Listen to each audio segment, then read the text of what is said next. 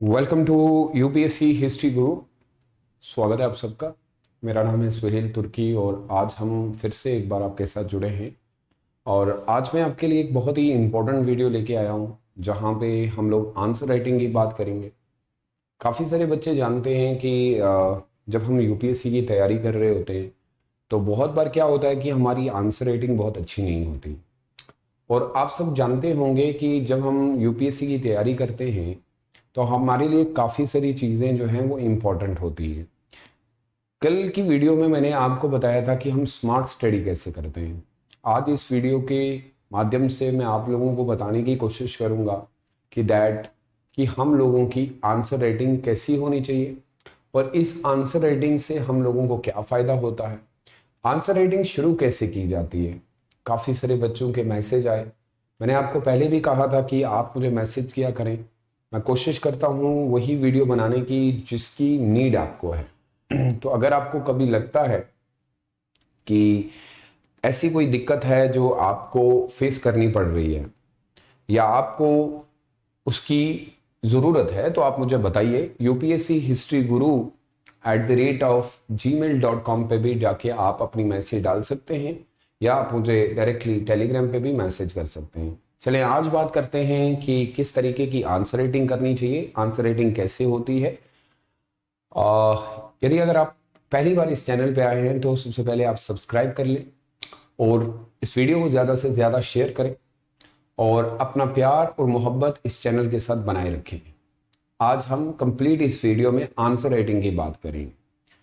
अगर हम answer writing की बात करें तो ये एक इम्पॉर्टेंट स्ट्रक्चर बनता है हमारी प्रिपरेशन के लिए। लेकिन before I should start my class, यदि अगर आपको मेरी कोई भी क्लास चाहिए जो मैं लाइव ले रहा हूँ, जहाँ पे आप अनअकैडमी की ज्वाइन कर सकते हैं मुझे अनअकैडमी में, जहाँ मैं फ्री क्लासेस ले रहा हूँ, special classes. Apart from that मेरी प्लस क्लासेस भी चल रही हैं। आप मेरे ग्रुप यूपीएससी मेंटोर में ग्रुप में ज्वाइन हो सकते हैं और इस ग्रुप में आपको सारी पीडीएफ सब कुछ मिल जाएगा और ज़्यादातर मैं माइंड मैप जो है वो शेयर करता हूँ। आज हम बात करेंगे कि सबसे पहले आंसर राइटिंग में कौन कौन सी चीज़ों पे हमें ध्यान देना चाहिए। See, answer writing is a continuously exercise. The first thing आपको जो मैंने मेंशन किया है कि आंसर राइटिंग के लिए सबसे इंपॉर्टेंट चीज है कि आपको कंटिन्यूसली एक्सरसाइज। ये देखिए, ये एक ऐसा पार्ट है कि जो एक दिन में आपको नहीं मिलता है। यानी कि अगर हम ये कहेंगे कि सर क्या मुझे एक दिन में पता चल जाएगा कि मैं कहां पे हूं, ये कंटिन्यूसली प्रोसेस है। ये पहला पार्ट है आपका जब भी आप आंसर राइटिंग करने के लिए जाएंगे। और कहता है कि that it is the inerrable part of the preparation process for civil service examination. Civil service examination हम लोग बोल के क्वालिफाई नहीं करते, हमें सब कुछ समझ में आ जाता है। टीचर जो पढ़ाता है वो भी समझ जाते हैं, क्लास हम देते हैं सर वो भी समझ जाते हैं, खुद बुक भी रीड करते हैं तो भी समझ आते हैं। लेकिन प्रॉब्लम तब आती है सर जब इसी चीज को हम लोगों ने लिखना होता। काफी बार अगर आप देखेंगे तो जब हम लिखने की इस पूरे इंटायर सिस्टम में देखते हैं, सबसे ज्यादा मुश्किल पार्ट ये होता है कि हमारे से आंसर नहीं बनता है। रीजन ये है बेटा कि आप उसकी कंटिन्यूसली प्रैक्टिस नहीं करते हो। A well-written answer not only reflect the knowledge of an aspirant but also his or her ability to tailor the content in a manner suit to meet the expectation of the questions। सबसे बड़ी बात तो ये है कि जब आपके उत्तर यानी जब आपके आंसर सही होंगे तो चेक करने वाले को पता चलेगा कि वाकई में आपको इन सारी चीजों के बारे में पता। वो आपको पर्सनली नहीं जानता, ना आप उनको जानते हैं और ना ही वो आपकी कैपेबिलिटीज को जानते हैं, कैपेसिटीज को जानते हैं। तो आप अपने आंसर से ही रिफ्लेक्ट करते हैं। आपका चेहरा, आपकी बॉडी, आपकी लैंग्वेज, सब चीजें आंसर के ही द्वारा जो है पता चलती हैं। सो कितना इंपॉर्टेंट है बेटा कि आपको अपनी आंसर राइटिंग पे कितना काम करना है। नेक्स्ट चीज, somehow this is easier said than done। अगर हम बात करते हैं, कभी कभी तो बोलने में बहुत इजी लगता है कि हो जाएगा ये, लेकिन इंपॉर्टेंट चीज ये है कि बेटा आपको इसके लिए करनी पड़ेगी प्रैक्टिस, और जितनी आप प्रैक्टिस करेंगे उतना आपके लिए इजी रहेगा। सो मनी क्वेश्चंस, कभी कभी आपके प्रश्न जो हैं वो बहुत डिफिकल्ट तरीके से पूछे जाते हैं। ऐसा नहीं है कि सिंपल क्वेश्चन आता है। कभी उसकी इंग्लिश बहुत टफ होती है या कभी उसकी हिंदी बहुत टफ होती है।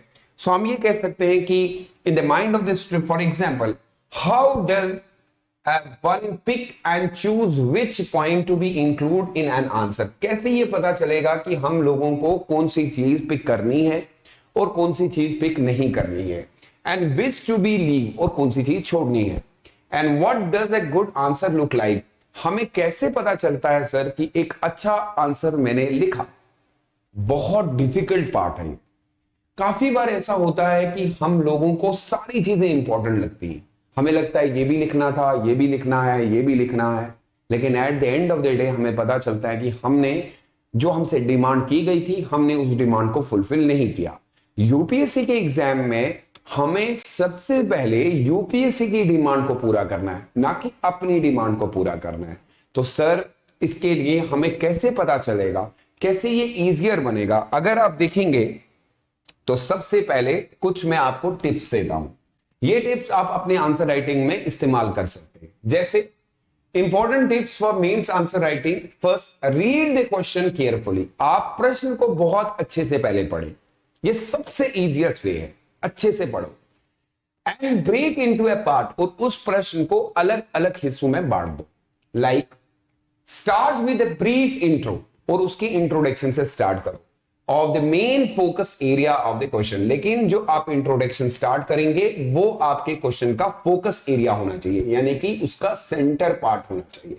ये वाली चीज भी नहीं, ये वाली चीज भी नहीं, ये वाली भी नहीं, और ये वाली, जो ये सेंटर पार्ट है इसका इंट्रो निकलेगा, यानी इसी का इंट्रो बनेगा। याद रखिएगा, ये बहुत इंपॉर्टेंट है। सेकेंड, ब्रेक आंसर इनटू ए सब हेडिंग्स, यानी जब मैं उत्तर लिखूंगा तो तब पहले मैंने अपना इंट्रो लिखा, इंट्रो मेरा यहां तक कंप्लीट हो गया, देन मैं नीचे आऊंगा तो मुझे अपने आंसर को सब हेडलाइंस में, अब जैसे फॉर एग्जांपल के तौर पे मैं जियो की बात कर रहा हूं तो मुझे जैसे एग्रीकल्चर के बारे में लिखना है तो मैं इसको एग्रीकल्चर आगे पॉइंट दे रहा हूं, फिर इस तरीके से अंडरलाइन कर रहा हूं, इसके कुछ पॉइंट दे रहा हूं, तो फिर मैं नीचे साइंस एंड टेक्नोलॉजी लिख रहा हूं कि एग्रीकल्चर में किस तरीके से साइंस एंड टेक्नोलॉजी यूज होती है।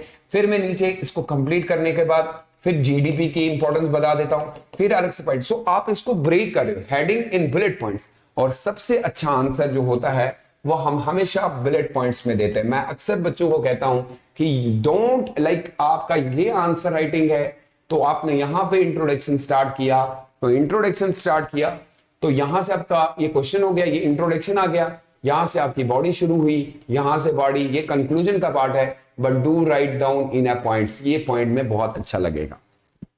दूसरी चीज, if possible draw a rough diagram of flow chart to be better illustrate your answer.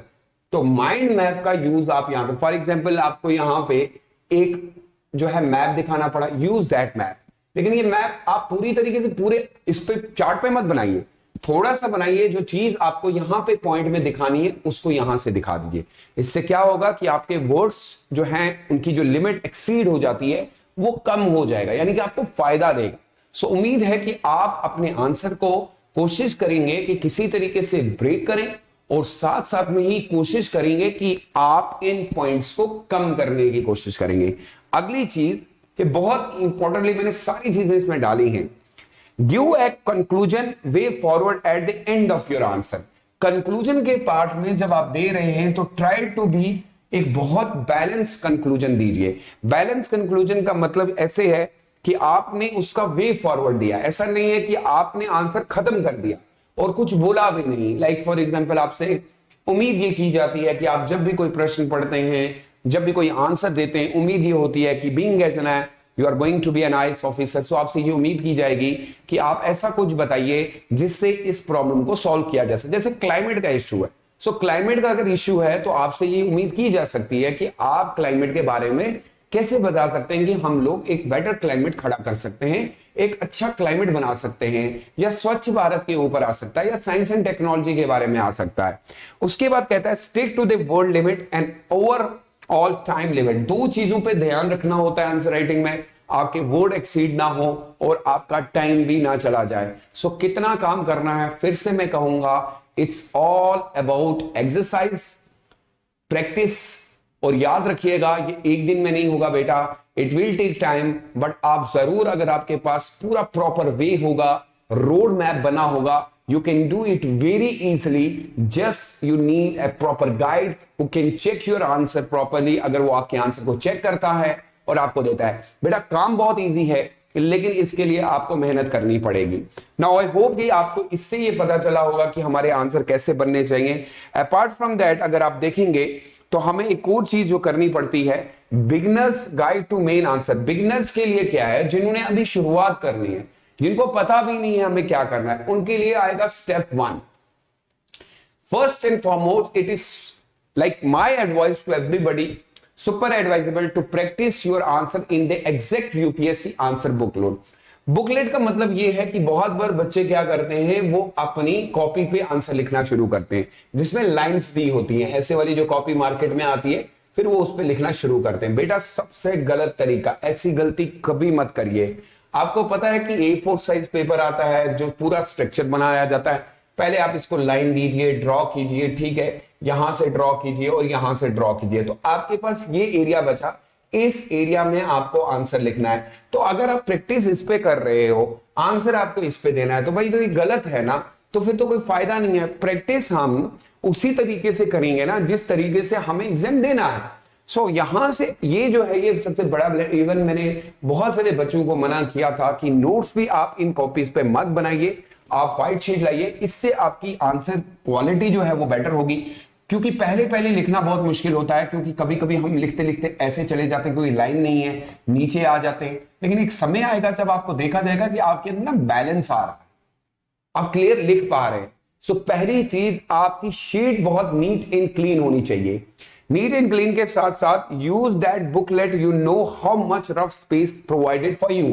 अब ये आपकी रफ स्पेस है, ठीक है, ये वाली रफ स्पेस है, ये वाली, इस पे आपको कुछ नहीं करना है, बीच का है, इसमें आपको वो सारी चीजें नहीं मिलेंगी। So this is my advice to all those who are going to start their answer writing, do it first कि आप अपना स्ट्रक्चर ठीक करें। Second, most importantly it is difficult to count your word, हम अपने वर्ड को count नहीं कर सकते। So in this normal book when it comes to be UPSC you can count। कैसे काउंट करते हैं, count the word limit, just count it once, you will understand how many words to be filled in that space on the booklet। आप इसमें अपनी answer writing जो लिखेंगे, इसमें तो आप काउंट कर सकते हो, इसमें डैम इम्पॉसिबल है आप काउंट नहीं कर सकते। हम अंदाजा भी लगा सकते हैं, जब एक बच्चा लिखता है काफी देर तक लिखता है, फिर तो उसको खुद भी पता चल जाता है कि कितने पेज स्पेस 250 होते हैं, कितने स्पेस पेज जो है 150 होते हैं, उसके लिए बड़ा इजी रहता है। अगली चीज यहां पे ये कहता है, this is the most differential factor between the serious and non serious candidate. जो सीरियस कैंडिडेट्स होते हैं और नॉन सीरियस कैंडिडेट्स होते हैं, उसमें सबसे बड़ी डिफरेंशिएट है कि वो पहले ही इन चीजों में ही उलझे रहते हैं। सो मुझे उम्मीद है कि मेरे स्टूडेंट बहुत सीरियस हैं और उनको पूरी उम्मीद है कि वो यूपीएससी का एग्जाम क्वालिफाई करना चाहते हैं, उनके अंदर वो ताकत है, उनके अंदर वो क्षमता है। लेकिन मैं बार बार आपको कह रहा हूं कि आपके पास गाइड होना चाहिए। मैं अपनी तरह से पूरी कोशिश करता हूं, अपनी वीडियो के थ्रू, अपनी लाइव लेक्चर्स के थ्रू किसी तरीके से आपके साथ पहुंचूं, आपकी बात को सुनूं। इवन मैं जवाब नहीं दे पाता तो इसका यह मतलब नहीं है कि मैं सुन नहीं रहा हूं। काफी सारे बच्चों ने आंसर राइटिंग के ऊपर मुझसे सवाल किए थे, मैंने आज ये वीडियो बना दी। आप जब भी मुझे लिख के भेजते हैं, मैं कोशिश करता हूं कि उसके नेक्स्ट डे, बिकॉज क्लासेस बहुत ज्यादा होती हैं, फिर भी आप लोगों के लिए ये वीडियो बना के कोशिश करता हूं कि एक पॉइंट भी अगर आपको समझ में आ गया तो मेरा काम बन गया। अगली चीज जरा देखिए कि हमें और क्या करने की जरूरत है। स्टेप 2, पहला स्टेप है आपको मार्केट से एक कंप्लीट शीट लानी है। दूसरी चीज आपको क्या करना है, you can start your answer writing practice with the thing you already prepared for your prelims exam. आप हमेशा उस जीएस से स्टार्ट करें जिसके बारे में आपको पता है। कभी कभी बच्चा करंट अफेयर से स्टार्ट कर देता है, यार कैसे पॉसिबल है? आपको स्टार्ट तभी करना पड़ेगा ना जिसका कंटेंट आपके पास है। आपने अगर पॉलिटी पढ़ी है, आपने जियो पढ़ी है, आपने इकोनॉमी पढ़ी है, लेकिन हिस्ट्री नहीं पढ़ी, तो आप हिस्ट्री के आंसर क्यों लिख रहे हो? सबसे पहली चीज, अगर आपने प्री के लिए जो पढ़ा है, ऑलरेडी प्रिपेयर्ड है, उस कंटेंट का यूटिलाइज करो, पहली चीज। दूसरी, there is a complete difference in the way you prepare. जो पढ़ते हो वो एक अलग सिनेरियो है, जब लिखते हैं वो एक अलग पैटर्न है। बहुत बड़ी बात कही है। For prelims and main there is a huge difference, but the content is the same. So what you can do is start prelims के लिए जो पढ़ते हैं और जो हम मेंस के लिए पढ़ते हैं, दोनों के लिए तो कंटेंट सेम ही है, लेकिन प्री के लिए हम लोग इस तरीके से पढ़ते हैं कि हमारा ऑब्जेक्टिव निकल जाए। लेकिन अगर आप में से जो बच्चा सीरियस कैंडिडेट होगा, उसने जो प्री के लिए पढ़ा होगा वही मेंस का है, तो वो स्टार्ट कर सकता है। अगली चीज, answer writing with a familiar subject like history, like polity, so that you get used to answer writing. So सबसे पहली चीज स्टेप 2 में ये कह रहा है, स्टेप 1 में शीट लानी है, स्टेप 2 में आपको उन आंसर राइटिंग को, आंसर्स को शुरू करना है जिनके बारे में आप ऑलरेडी जानते हैं। सो डिफिकल्ट पार्ट नहीं लेते हैं, सिंपल टू कॉम्प्लेक्स जाते हैं। अगली चीज याद रखिएगा कि हमें स्टेप 3 में कहा गया है, always start your answer writing with GS1 and GS2 paper, because reason, GS1 के पार्ट में अगर आप देखेंगे तो GS1 में आपका हिस्ट्री भी आता है, GS1 में आपका जो है जियोग्राफी भी आता है, इंडियन सोसाइटी भी आता है, और GS2 में आपका पॉलिटी आता है, या इंटरनेशनल रिलेशन डाल दें तो paper, because they are static in nature, ये बदलने वाले नहीं हैं। तो कभी कभी क्योंकि करंट अफेयर शुरू कर देता है बच्चा लिखना, फिर बोलता है सर मेरे से ये भी नहीं हो पा रहा, ये भी नहीं हो पा रहा। मैं आपको सजेस्ट करता हूं बेटा, ट्रस्ट मी, एक बार आप अपना GS1 और GS2 से स्टार्ट करें, और writing does not need the interlinking of the current affairs, क्योंकि इसमें क्योंकि करंट अफेयर्स बहुत कम है, यानी कि GS2 में तो है ही, GS1 में नहीं है, तो हिस्ट्री से स्टार्ट कर अच्छे से, मस्त तरीके से, यानी मेरे ही सब्जेक्ट से। अगली चीज स्टेप 4 में when it comes to GS3 and GS4, अब GS3 और GS4 में आ जाएंगे, the nature of the paper is more dynamic, ये बहुत डायनेमिक पेपर होता है क्योंकि करंट से रिलेटेड बेस्ड होता है। So you should start practising answer writing by linking the current affairs with the main body of your answer. आपको यहां पे लिंक करना पड़ेगा। अब आप सब जानते हैं कि जब आप इकोनॉमिक में आ जाते हैं या एथिक्स और इंटीग्रिटी में आ जाते हैं, क्योंकि बहुत डायनेमिक है, तो यहां पे आपको, लेकिन जिस बच्चे ने पहले सिंपल से आया होगा, अब सीधे वो क्या कर रहा है, इकोनॉमी को उठाया और आज का जितना भी बजट है ये है, सर कैसे पॉसिबल है? ये कहा जाता है बड़ा सिंपल है, मुझे पता है ये बहुत डिफिकल्ट होता है, इसमें समय लगता है, लेकिन जीत उन्हीं की होती है जो हमेशा अपने इरादों पे खड़े रहते हैं, मजबूत रहते हैं, उन्हीं की जीत होती है। अगली चीज याद रखिएगा कि जब हम बात करते हैं कि स्टेप 6 में you should focus on the essay पे आप ध्यान रखिए। बहुत बार बच्चा एसे को छोड़ देता है, ऐसे आपको बहुत वास्ट बना देता है। Language paper 2, so practice writing 2 और 3 ऐसे है वीक के अंदर। आप ये सोचें कि आज मैं एक ऐसे लिखना चाहती हूं, मैं ऐसे ये लिखना चाहती हूं कि साइंस एंड टेक्नोलॉजी पे किस तरीके का प्रभाव जो है आज की 21वीं शताब्दी पे पड़ रहा है, यानी खुद से बनाना है। ऐसा नहीं है कि आप बैठे हो या फिर द हिंदू या PIB पे आपको लगा कि कोई न्यूज ऐसी है जिसके ऊपर, जैसे 5G के ऊपर जो है बात हो रही है, या आपको क्लाइमेट के ऊपर कोई बात हो रही है, सो ये ऐसी चीज, या समाज के विमेन इंपावरमेंट पे, तो एटलीस्ट आप ऐसे लिखना शुरू कर दें। वीक में ही लिखे एटलीस्ट 1 और the week along with practising previous year language paper, और पिछले जो पेपर आए हैं उनको आप देखें। मैंने कल भी आपको कहा कि प्रीवियस ईयर पेपर जो हैं वो आपके गाइड हैं, आपके दोस्त थे, आपका चेहरा है, आपका मिरर है, उसको मत छोड़िए। सो होपफुली कि आप इन 6 स्टेप को मान के चलेंगे और ये आपके लिए बेनिफिट भी है। अब ये देखिए, ये माइंड है, अब ये माइंड जो है ब्लिंक भी कर रहा है, वैसे आपका भी। Things to keep in mind answer writing, जब आप लिख रहे हैं दिमाग में क्या क्या चीजें रखनी है। सबसे पहली चीज, टेक ए मिनट स्ट्रक्चर। सबसे पहले आंसर मत लिखें, रुकें, पहले सवाल को समझे, दौड़े मत। ऐसा होता है कभी कभी कि हाँ यार ये मुझे आता है, आने का मतलब ये नहीं है कि आप फिर 100 वर्ड के बाद आपके पास शब्द खत्म हो गए। स्ट्रक्चर बनाएं, structure in the rough work provided in the answer booklet. आपके आंसर बुकलेट के साइड में जो है एक रफ दिया होता है, उस पर आप कोशिश स्ट्रक्चर बनाएं। मैं ये लिखूंगी, ये लिखूंगी, ये लिखूंगी, ये प्रैक्टिस हो रही है आपकी in the answer.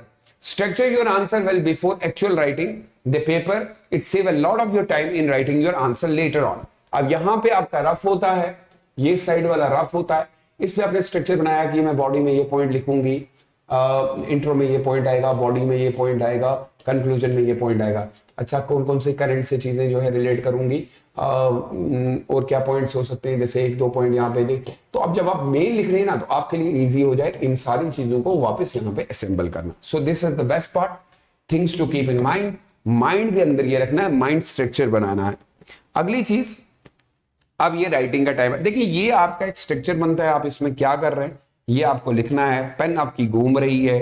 Your answer should be presentable, readable. आप पेन कैसे पकड़ते हो, लिख कैसे रहे हो, ये भी बहुत इंपॉर्टेंट है। देखिए वो पेन को घुमा कैसे रहा है, ये इंपॉर्टेंट है। सो present, readable, that's why the examiner expect from you. उम्मीद ये की जा सकती है कि आपकी राइटिंग लिखने के समय एटलीस्ट तो दिखे तो सही। फॉर एग्जाम्पल मैं लिख रहा हूं, मुझे ये लिखना है, जैसे हम लोग कोई भी एक स्टेंजा ले लें, यही चीज मुझे ऊपर लिखनी है। देखें एटलीस्ट मैं इतना लिख सकता हूं कि ये रीडेबल हो, मुझे कोई डिजाइन नहीं बनाना है, लेकिन स्पीड भी अपनी तेज रखनी है। अब मैंने क्या किया, योर आंसर लिख दिया। अब मैंने ऐसे किया, योर ये कर दिया। जरा बताओ क्या ये कॉमन सेंस की बात है, वो पढ़ेगा क्या? सो रीडेबल होनी चाहिए, expect from you, so that the part of effective by the proper heading and सब हेडिंग टू द टॉपिक। और हेडिंग और सब हेडिंग जरूरी मेंशन होनी चाहिए कि आपने क्या लिखा है। जैसे यहाँ पे कुछ हेडिंग ऐड कर दिया, यहाँ पे हेडिंग, यहाँ पे हेडिंग। सो एक प्रॉपर राइटिंग की भी बहुत जरूरत है। सो प्लीज अपनी पेन, अपनी ग्रिप, ये सारी चीजें आपको तब आना शुरू हो जाएंगी जब आप रोज प्रैक्टिस करेंगे। अगली चीज, अगर आप देखेंगे, one more important thing to do, try to pour all your knowledge in one answer. कोशिश यही करिए कि आप आंसर की सारी चीजें उसमें डाल दें। How best you can write one particular answer. आपने देखा होगा कि सबसे ज्यादा particular answer, you only get A maximum mark from that questions. ताकि आपको, अब ये नहीं है कि आपको उसने बाबर के बारे में पूछा, आपने जहांगीर भी डाल दिया, औरंगजेब भी डाल दिया, ये सारी चीजें डाल दी। It won't help you in this securing your place for the interview. You should focus on attempting all the questions rather than perfecting only one or two answer. आपने सिर्फ एक दो किया, आपको सारे क्वेश्चन लिखने पड़ेंगे, तभी आपका यूपीएससी में समय जो है। Now this is very much important. ये घड़ी बहुत जल्दी घूम रही है, अभी आप सो रहे हैं, ये घड़ी चल रही है, कभी बंद नहीं होगी। और ये बंद नहीं होती, यही तो दिक्कत है कि फिर आपकी ओवर एज हो जाए या आपका समय निकल जाए तो time. So duration of the exam is 3 hours. So they try to hold and practice writing your answer in 3 hours. आपको कंप्लीट ये घड़ी ऐसे घूमेगी, आप चिंता करते रहेंगे और समय बीतता जाएगा, ये 2 खत्म हो जाएगा, 3 खत्म हो जाएगा समय। सो इसको किस तरीके से, ये सिर्फ और सिर्फ प्रैक्टिस से ही बेटर किया जा सकता है कि आप अपने टाइम को बचा सकें। मैंने डायग्राम से दिखाने की कोशिश की है। देखिए, first practice the previous year question paper from UPSC. अच्छा तरीका यह है कि आप प्रीवियस ईयर क्वेश्चन पेपर को देखें, कुछ मॉडल आंसर देखें जो ऑलरेडी अवेलेबल हैं, उनको थोड़ा ट्राई करने की कोशिश करें, उनके आंसर को देखें तो भाई बेस्ट पार्ट हो सकता है।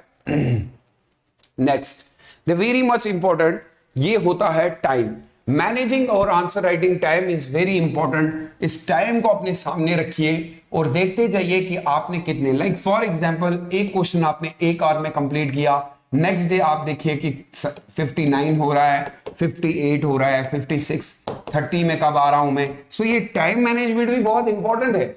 ऐसे ही तो हम भी ट्राई करते हैं। और उसके बाद ये रहा one more important thing, if you can find someone quality aspirant in your preparation, keep those people with you. अगर आपको लगता है कि टीचर आपका बहुत अच्छा है या एजुकेटर या आपके साथ जो पढ़ने वाले, उनकी कॉपी आप चेक कर सकते, you can help each other in the correction of the answer sheet. कभी कभी क्या होता है कि आप आंसर तो लिख देते हैं लेकिन आपको ये पता नहीं होता कि आपका आंसर क्या है, ठीक है नहीं।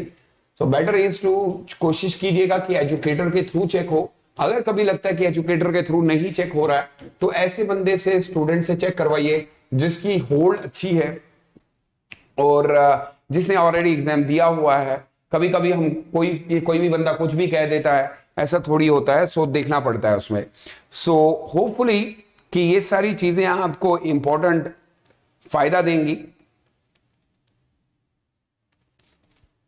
ठीक है। अब ये फायदा आपको देंगी एंड आई होप सो कि आप लोग जब ये प्रिपरेशन कर रहे होंगे सो इन चीजों पे ध्यान देंगे। मैंने बहुत इंपॉर्टेंट पॉइंट बोले हैं, बहुत सारे, मैंने तो बेसिक चीजें बोली हैं जो आपको करने की जरूरत है। यहां पे अब सिर्फ मैं इतना ही कहूंगा कि आपको करनी पड़ेगी सबसे ज्यादा प्रैक्टिस, और जो बच्चे प्रैक्टिस करेंगे वही कामयाब होते हैं, वही आगे बढ़ते हैं। So much do practice. Answer writing की सबसे सिंपल वे यही है कि आंसर राइटिंग आती है आपके गुड कंटेंट से। जिस टीचर के पास पढ़ रहे हैं उसका कंटेंट किस तरीके से है। Focus on your previous year question paper, थोड़ा सा प्रीवियस ईयर क्वेश्चन पेपर देख लें, very best previous year question papers को देख लें। सो विल वर्क हार्ड, और याद रखिएगा it's all about a smart work, आप जितना स्मार्ट वर्क करेंगे उतना आगे बढ़ेंगे। Smart work will help you to earn lot of marks. Smart work आपको बहुत ज्यादा मार्क्स देती है। मार्क्स से आपको फायदे यही है कि आपकी रैंक बढ़ेगी। सो बेटा आज आपको क्या करने की जरूरत है, एनालिसिस करने की जरूरत है। Rest you can send me your answer writing even on 7006208719। This is my Telegram number, you can call मी। और आई होप सो कि पहले दिन तो नहीं हो सकता, बट अगर हम प्रैक्टिस करें तो जरूर होगा। कल एक नई वीडियो के साथ मिलूंगा जहां पे हम टाइम टेबल की बात करेंगे, आज आंसर राइटिंग की बात करेंगे। कि कोशिश कर रहा हूं कि किसी तरीके से आप लोगों के साथ जुड़ा रहूं, आपको पढ़ाने के साथ साथ कुछ ऐसी चीजें भी बताऊं जो आपके एग्जाम के लिए बहुत ज्यादा इंपॉर्टेंट है। अपना वक्त जाया मत करिए, आपका टाइम बहुत ज्यादा इंपॉर्टेंट है। अपना बहुत ज्यादा ख्याल रखिएगा। Stay safe and stay bless. May Allah bless you all. मुझे दीजिए इजाजत। यूपीएससी हिस्ट्री गुरु में अभी इतना ही, कल मिलेंगे, तब तक के लिए बाय बाय।